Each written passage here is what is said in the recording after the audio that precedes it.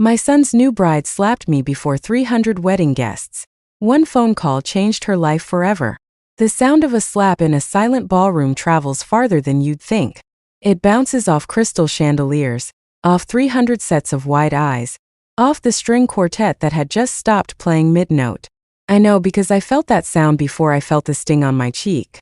My name is Elizabeth. I am 69 years old, and 4 months ago, my son's brand new wife slapped me in front of everyone we both loved, wearing a dress I paid for, standing on a lawn I owned. What she didn't know, what nobody in that tent knew, was that I had a phone in my clutch purse, a lawyer on speed dial, and about 11 minutes left before her entire future collapsed like a house of cards in a hurricane. If this is the kind of story you enjoy, do me a favor before we go any further. Hit that like button, subscribe if you haven't already, and type in the comments where you're watching this from tonight. I read every single one of them, and honestly, some nights that's the only company an old woman has. Now pour yourself something warm, get comfortable, and let me tell you exactly how a $72,000 wedding turned into the best money I ever spent. I should tell you about my son first because none of this makes sense without him. His name is Michael, and I raised him alone after his father passed when Michael was 9 years old. I worked 2 jobs. I clipped coupons. I sewed his Halloween costumes out of old curtains because store-bought ones cost too much.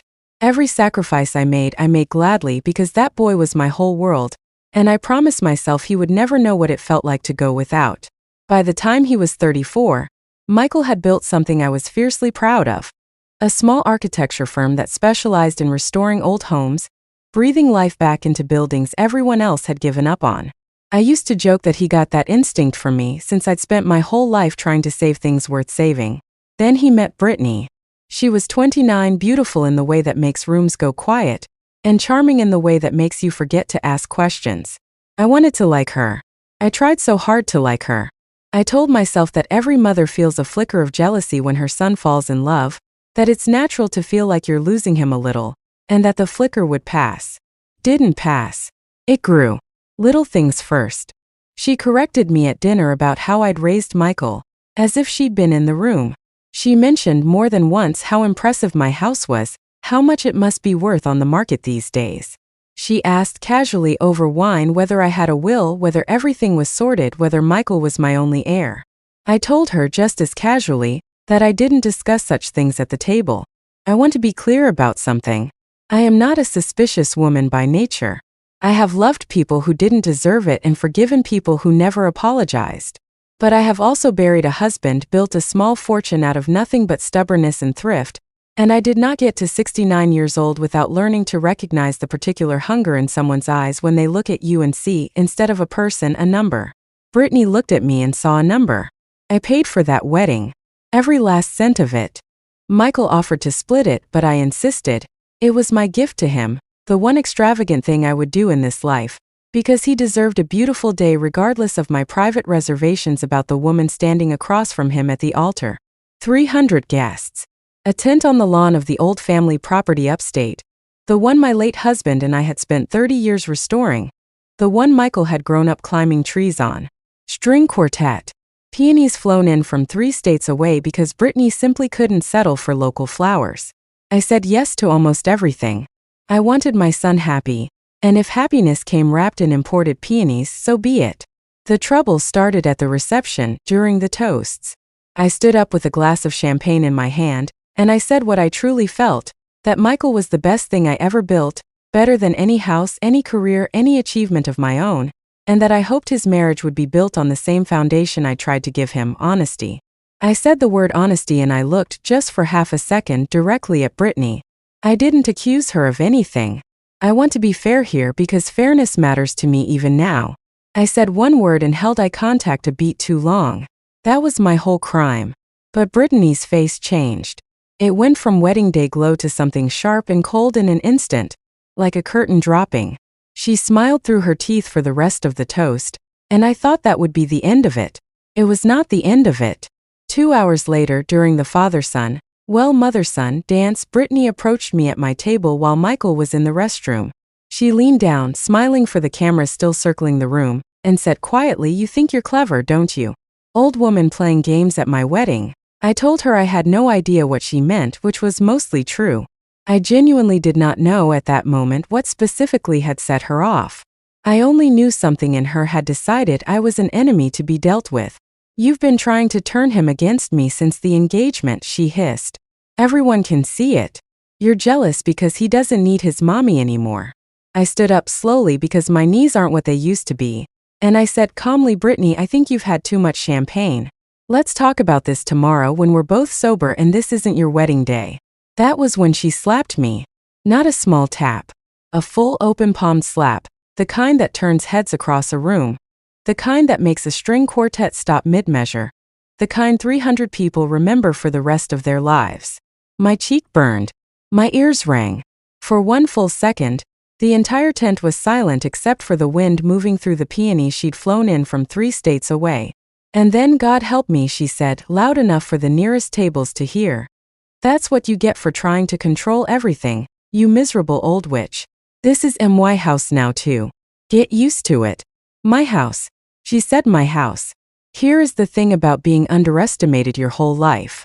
People assume that a soft-spoken older woman with silver hair and a cardigan is a woman without teeth. They assume the sweetness is the whole story. They forget that women my age spent our entire lives being told to sit down, be quiet, and let the men and the younger, prettier women handle the important things. And some of us got very, very good at handling important things quietly in the background while everyone assumed we were just pouring the coffee. What Brittany did not know, standing there with her palm print still glowing faintly on my cheek, was 3 things. First, the property she just called my house now too, the lawn, the tent, the restored farmhouse behind it, was not owned by Michael. It had never been transferred to him. It was held in a family trust, of which I was the sole trustee, set up specifically so that no future spouse could ever have a legal claim to it in the event of a divorce. My late husband and I built that protection into the family decades before Brittany was even born, long before Michael ever brought home a girlfriend of any kind. It wasn't personal. It was just smart. Second, as a wedding gift, separate from paying for the ceremony itself, I had arranged, quietly, without announcing it, planning to reveal it privately later that week, to gift the newlyweds the down payment on a beautiful home 2 towns over. $340,000, wired and ready to close in 9 days. I had not yet signed the final transfer authorization. It required my signature, and only my signature, before the funds released. Third, and this is the part that still makes my hands shake a little when I think about it, 2 weeks before the wedding, my closest friend Patricia, who happens to serve on the board of a local nonprofit alongside Brittany's former employer, had mentioned, almost as an aside over lunch, that Brittany had left her last job under circumstances involving a missing sum of money from a client account. Nothing ever proven in court.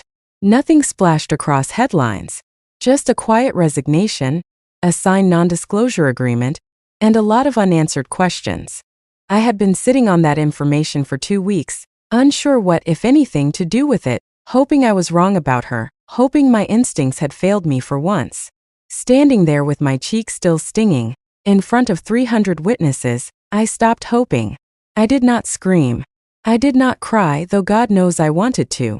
I did not give Brittany the satisfaction of a scene, because a scene is exactly what she wanted. Something dramatic to make me look unstable and her look like the victim of an overbearing mother-in-law. Instead, I smiled. I straightened my jacket.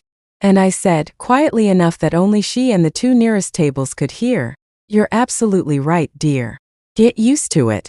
Then I walked, not stormed, walked with as much dignity as my 69-year-old knees could manage, out of the tent, across the lawn, past the peonies, and into the quiet of the old farmhouse kitchen where I used to bake with Michael when he was small. I sat down at that same worn wooden table, took out my phone, and I made 2 calls. The first call was to my attorney, a sharp, no-nonsense woman named Sandra who had handled my affairs for over 15 years. I told her calmly that I would not be signing the transfer authorization for the house down payment. Not that week. Not that month. Not until further notice. Sandra, bless her, didn't ask a single question. She simply said, "Understood, Elizabeth. I'll freeze it first thing Monday," and that was that. $340,000, gone from Brittany's near future in the time it takes to boil an egg. The second call took longer and it was harder to make. I called Patricia back and I asked her, carefully, respectfully, because I did not want to spread a rumor, only to find the truth, whether she would be willing to connect me directly with someone who could confirm, on the record and appropriately, what had actually happened at Brittany's former job. Patricia said she would make some calls of her own. I want to pause here and say something important because I think it matters. I did not do any of this out of spite in that moment.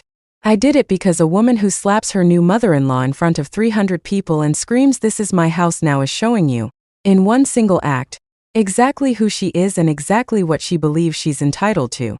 I have lived long enough to know that people rarely do that only once. I was not punishing Brittany for a slap. I was protecting my son from a pattern. Within 6 days, 3 things happened, and I promise you, I did not orchestrate all of them. Some doors, once you knock quietly enough, simply open on their own. The house closing fell through, obviously, since the funds were frozen and Brittany had, I later learned, already been telling friends they were basically homeowners. She had to explain to Michael why the house they toured together, the one she'd already picked curtains for, was suddenly off the table. Michael called me, confused, asking what had happened with Mom's gift. I told him the truth, gently, that after being struck by his new wife in front of every person we love, I no longer felt comfortable finalizing a major financial gift until I understood what kind of marriage he was actually in. That conversation, more than anything, was the real turning point. Not the money, not even the slap, but the moment Michael had to sit with the question of why his wife had done what she did, in front of everyone, over one word at a toast. Then Patricia's contact came through. It turned out the non-disclosure agreement from Brittany's old job had a narrow carve-out. It prevented public statements, but it did not prevent a former employer from responding honestly to a direct, private reference check from a family member conducting due diligence, which, given the circumstances, I now had every reason to conduct. What I learned confirmed the shape of the rumor, if not every detail. There had been a shortfall in a client account Brittany managed. There had been no criminal charges, likely because the family involved wanted no scandal and simply wanted their money back quietly, which, I was told, it eventually was, from a personal loan Brittany had taken out under mysterious circumstances around that same time. I did not present this to Michael as proof of anything sinister beyond what it was. I am not in the business of destroying people over old mistakes. We all have chapters we'd rather not reread. What I told my son was this: I'm not asking you to leave your wife.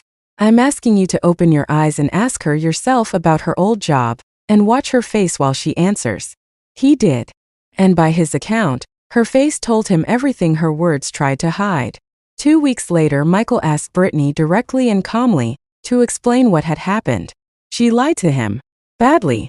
She said it was office politics and jealous coworkers, and when he asked why she'd never mentioned it before their engagement, she got angry instead of honest, the same anger I'd seen flash across her face at the reception, the same anger that had ended in a slap.